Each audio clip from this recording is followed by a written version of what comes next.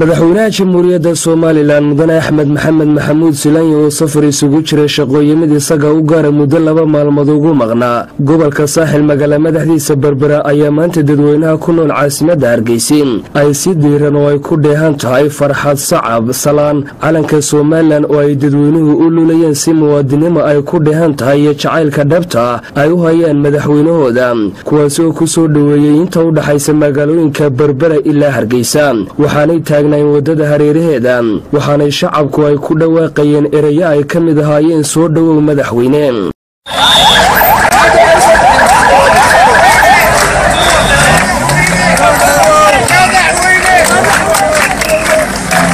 mudane Axmed Maxamed Maxamuud Silaanyi madaxweynaha jamhuuriyadda Soomaaliland waxa si farxad leh ugu soo dhaweeyay caasimadda Hargeysa gaar ahaan aqalka madaxtooyada Soomaaliland madaxweyne ku-xigeenka jamhuuriyadda Soomaaliland mudane Cabdiraxmaan Cabdilaahi Ismaaciil Saylici xubno ka tirsan golihiisa wasiirada maayirka caasimadda Hargeysa xildhibaano salaadiin dhalinyaro haween iyo waliba mas'uuliyiin kala duwan